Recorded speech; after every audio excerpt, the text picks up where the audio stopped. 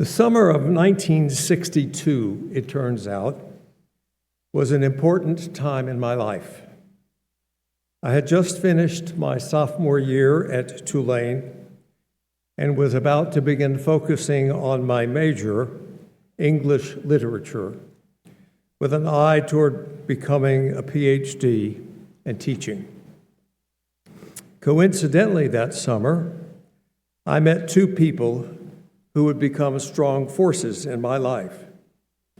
Rabbi Robert I. Kahn, the man who 8 years later would become my professional mentor, and Barton Lee, about to enter his junior year at Stanford and focus academically on his major, philosophy, with an eye toward becoming a rabbi, and who became, over time, my brother from another mother.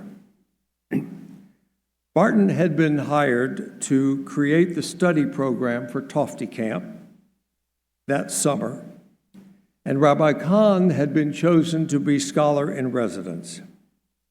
I was hired as a youth worker for Tofty Camp after having spent 2 months at the Nifty National Camp Institute in Georgia. Barton and I were the same age, had a lot of common interests, it turned out, and spent a lot of time hanging out over those 2 weeks. When the session was over, Barton left for Stanford. I went back to Tulane. Now remember, this is 1962. There were no cell phones. Nobody ever heard of an email. And so neither of us really left without contact information for the other. In the interim, Barton continued his vision of becoming a rabbi and applied to and was accepted by Hebrew Union College in Cincinnati. I, in the meantime, had changed my vision from English professor to rabbi,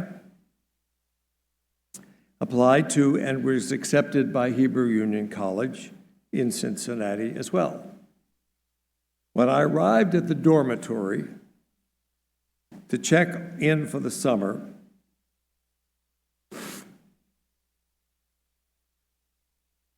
thank you, Houston Allergies, there was a sign telling us to pick a name for a roommate. To my great surprise, I actually recognized Barton's name and remembered him. So next to his name, I put, "Remember me? Let's room together." As it turned out, he did, and we did.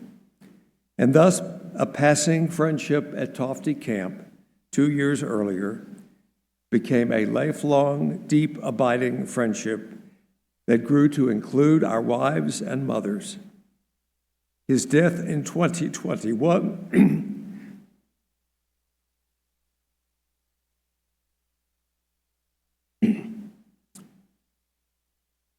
I promised I wouldn't do this. Was a devastating loss. As I said, we had become brothers of another mother. One of the first things Barton and I learned about each other is a shared love of classical music. We could spend literally hours comparing recordings of symphonies and violin and piano concertos and sharing how we liked one passage by this artist but another passage by another artist, and without ever mentioning it, I think we both just assumed that we would enjoy studying music. We're studying to classical music, with one exception. Opera.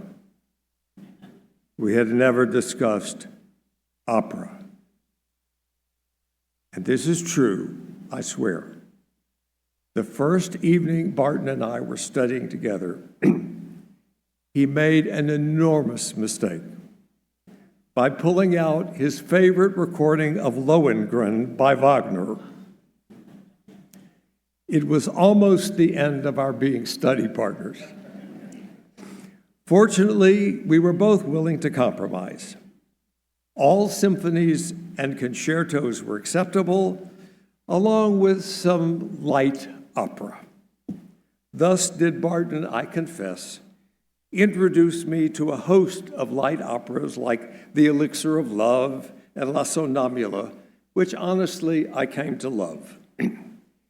And he introduced me to the voice of Dame Joan Sutherland, the Australian soprano who, including the great tenor Luciano Pavarotti, considered to be the voice of the 20th century.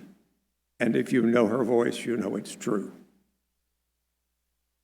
This was summer 1964.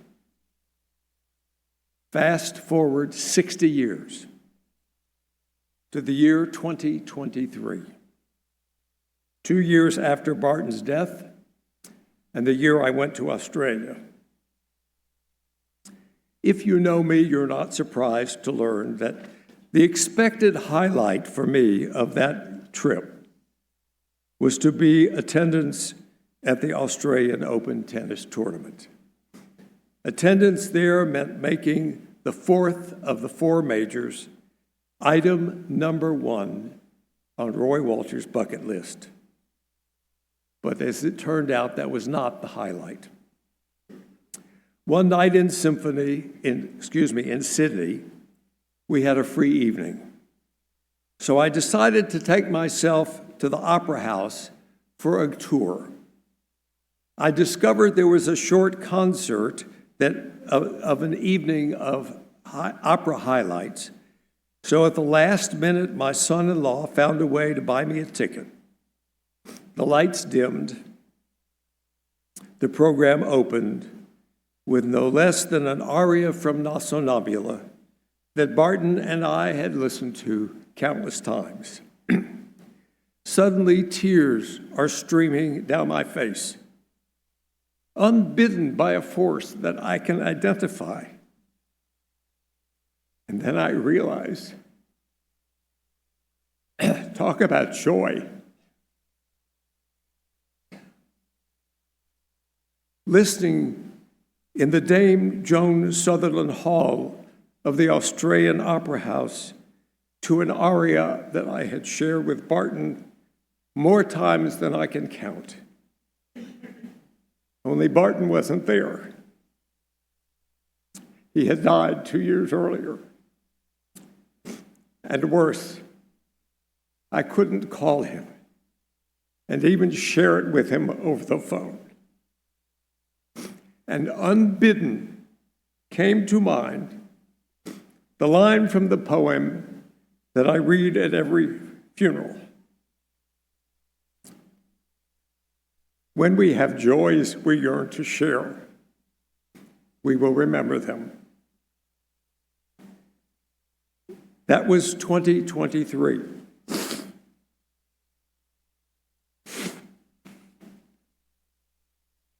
Honestly, it wasn't until I started preparing this sermon 2.5 years later that I realized that that poem, as beautiful as it is actually missing the mark. And I can never again read it as written. Because it turned out that the phrase thinking of him or thinking of her misses the mark. I wasn't thinking of Barton at that moment. I was missing him. And suddenly, a poem that Rabbi Kahn used to read at funerals came to mind. It began, "One by one we miss the voices we used to hear. One by one we miss them, year by year." I've searched high and low for a copy of the poem, which I wish I could find, but I can't. Because as true as the poem "We Will Remember Them" is for a moment like the one I experienced at the Australian Opera House, Rabbi Kahn's poem is somewhat more on the mark because, as I said, I wasn't thinking of that Barton in that moment. I was missing him. And so from now on, I have to tell you that when I read that poem at funerals and minions and memorial services, I will not be reading in the rising of the sun and in its going down, we will remember them. I will be reading in the rising of the sun and in its going down, we will miss them. Because in an experience like that, there is a hole in our lives, an emptiness, if you will, when our parents, our children, our brothers or sisters from another mother, our actual siblings, our friends, our mentors are not there to share those events with us. And so, with your permission, I've rewritten the poem a little bit to make it as personal as I can. Each and every one of you will be able to identify some place or time in your life when it's true. When I'm sitting at the dock having a glass of wine as the sun is setting, and you're not with me, I will miss you. When I'm sitting outside on the porch on a chilly day in February, drinking hot chocolate without you next to me, warming my hands, I will miss you. When I drive through River Oaks to view the azaleas as they are coming into bloom, and you are not with me, I will miss you. When I'm roaming the beach in Galveston in the summer, looking for sand dollars, and you're not there to get excited when I found one, I will miss you. When I decide to take that trip to New England to view the leaves turning color, and you're not with me to ooh and ah along my side, I will miss you. When I'm with friends on New Year's Eve and we left up a glass to toast each other, and you're not there to clink my glass, I will be missing you. When I have a difficult decision to make about something you know more about than I do, and you're not there to help me, I will miss you. When I lose a friend, and you're not there to hold me and comfort me and share my loss with me, I will miss you.